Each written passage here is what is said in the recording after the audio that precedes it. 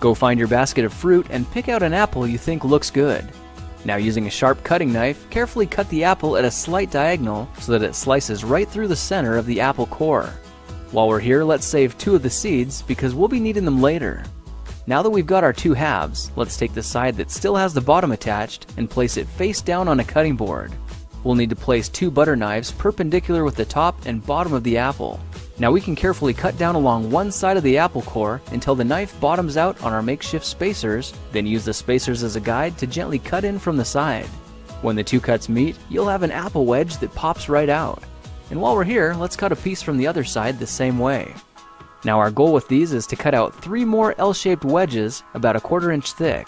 And this time, rather than cutting in sideways toward your fingers, try turning the piece over so you can cut downward and meet the first cut at the bottom. Now with a little wiggle, a new apple wedge should break free.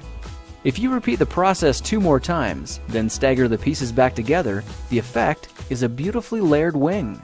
Now just cut the other piece the same way and your swan's body should look like this.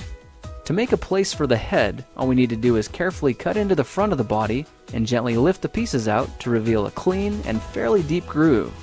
At this point, we can go ahead and grab the other half of the apple and place it between the butter knives like before, but this time we're just going to use them as spacers to cut an even slice off the bottom. You can see that repeating this process 3 or 4 times gives us a nice variety of shapes and sizes. Now look for a piece that resembles a heart that's been slightly flattened on top. All it takes to form the swan head is 3 strategic cuts with a knife. I made 1 angled cut to form the head, a horizontal cut to form the neck, and 1 slanted cut at the bottom for the base. Now you should be able to see how this is coming together, and to clean it up a bit, just use your knife to round off the sharp edges. All that's left now is to place the apple seeds where you think the eyes should go, then use the side of a butter knife to press them firmly into position. When both eyes look good, simply drop the neck into place, and you're done. You've just created a beautiful and decorative apple swan. I spritzed mine with a bit of lemon juice to help prevent it from turning brown, then put it on display to show off for our dinner guests later that night.